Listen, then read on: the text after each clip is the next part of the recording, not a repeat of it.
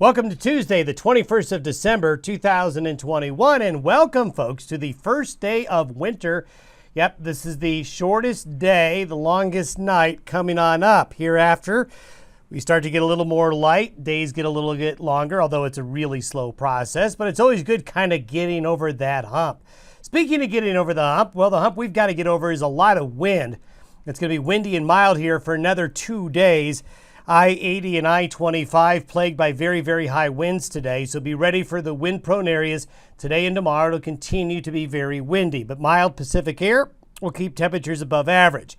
Now, snow chances are going to really start to increase in the mountains west of the Divide by Thursday into Friday. This is going to start to lead to travel problems. It's really the tale of two divides. I cannot tell you the difference in the weather that's going to happen in the western United States depending on what side of the divide you're on. If you're on one side of the divide, there's really not that much weather. If you're on the other side of the divide, there's a lot of weather. And that's going to lead to some travel problems later this week, Christmas weekend, and the week between Christmas weekend and New Year's weekend. I definitely see that there's going to be some winter driving. For a lot of you folks, you're going to need to stay tuned. Colder and unsettled next week and into the new year continues to look likely as the end of December and early January for all the western United States is going to be getting colder. At first, it's going to be this cold air like molasses, moving extremely slowly and getting into some areas and not others, but eventually getting everybody in about a week to 10 days. Today's satellite photo shows an upper low here off the west coast. It's just kind of spinning around here. The system is actually going to be dissipating, and we await the next system up here to come on in. Other than that, all we've got are a lot of high-level clouds developing downwind of the front range of the mountains, causing a lot of high mid-level cloudiness. Otherwise, there's really not a lot happening in the western states here, at least for today into early tomorrow. And there's that upper level low. Notice it's kind of getting detached from the jet stream, and it's going to meander and weaken and go this way, while this guy, while it doesn't look like much of a system here, is going to instigate the change in the weather pattern as we go forward. You can see that winds aloft are coming in from the west-northwest. There's quite a temperature gradient there, and that's what's going to be making it very windy. And here are the wind gusts through the next 48 hours, so you can see the typical spots. I-25, Interstate 80, along the front range and foothills of the front range of Colorado, going to get the highest wind, and so you're going to be struggling in fighting the wind today, tonight, and tomorrow. Now, as we go forward, this is for Friday morning, Christmas Eve. We have a low coming into California. The West Coast is going to get wet and cold. It's going to be a wet Christmas and Christmas Eve for the Pacific Northwest, California, and the interior West. But notice, at least along the Colorado Front Range Friday morning, we continue to have a westerly flow out ahead of it.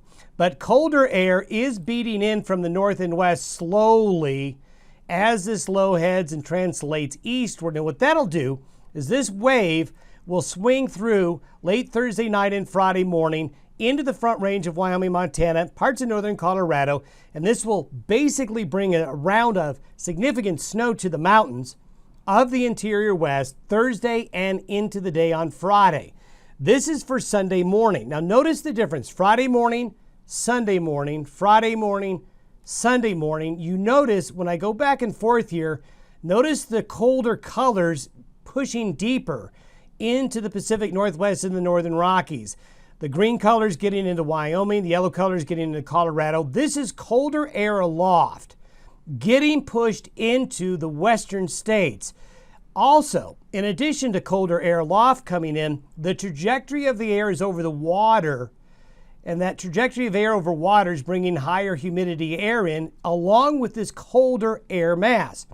When you bring a colder, wet air mass into the interior west, especially this time of year, you have to lift that cold air and that colder, moist air up over the mountains. And that forces that rising motion, causes the air to cool, condense, and turn into snow and clouds. So what will be evolving is a persistent pattern of occasional snow in the mountains of the Intermountain West and the far west late this week and through Christmas weekend. Now this is by Tuesday, so Sunday, Tuesday.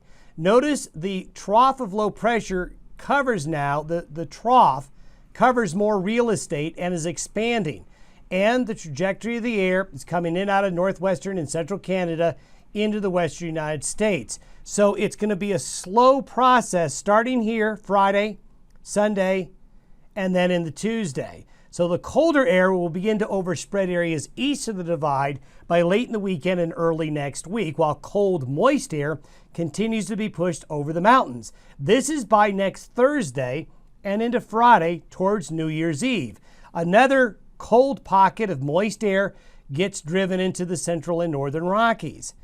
The end result, by next Friday, by New Year's Eve, look at all the purple. I mean, this is really, really, really cold air. Now, the cold air finally shows it getting maybe down to the I-70 corridor. But I tell you, folks, the interior parts of the Pacific Northwest, Washington, Oregon, parts of Idaho, then Montana, and the Dakotas and northern Wyoming, you're going to get really cold later this weekend and early next week. The question will be the southern extent of how far that cold gets next week and into the new year. So it's going to be these western and northern areas. In this area here, they're going to have some pretty harsh winter conditions over the next 7 to 10 days.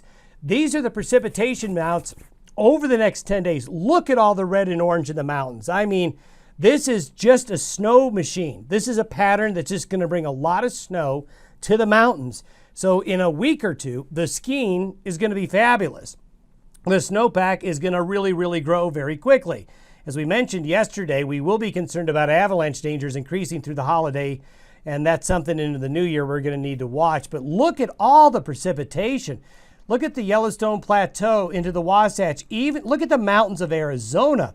And then as you get along and near the Continental Divide and west, that's where the snow is going to be. We're also going to see snow breaking out over the Dakotas, parts of northern Wyoming and Montana in that deeper Arctic air as that Pacific air moves over the Arctic air. Notice the snow hole. Here it is. Again, this is an area, I'm afraid to say, if you're a snow lover, out into the plains of Kansas, eastern Colorado, the Oklahoma Panhandles, eastern New Mexico, parts of southeastern Wyoming and Nebraska, this is just not the pattern. We've got to get the deeper cold air to get over the divide before that precipitation comes in. But the silver lining is this is a lot of mountain snow, a lot of it. And so this is really going to be good news for the interior West. The plains, it's a different story. We got to wait a little bit longer. And this is the 10-day snow forecast. Look at all those snow amounts. Really, really impressive. I think this is really newsworthy. It's not in the news yet. Should be, especially when you look at the drought conditions in the interior West. This is going to be a really big shot in the arm. Going out to 15 days. This is for the 5th and the 4th of January. We still, in the long-range charts, have a broad, cold area of low pressure over the central and western United States. The trajectory of the air is coming in like this and penetrating further south. And you can see how cold it is as we go into the new year in the north central and western areas of the U.S. Have yourself a great Tuesday. We'll have more updated weather for you tomorrow.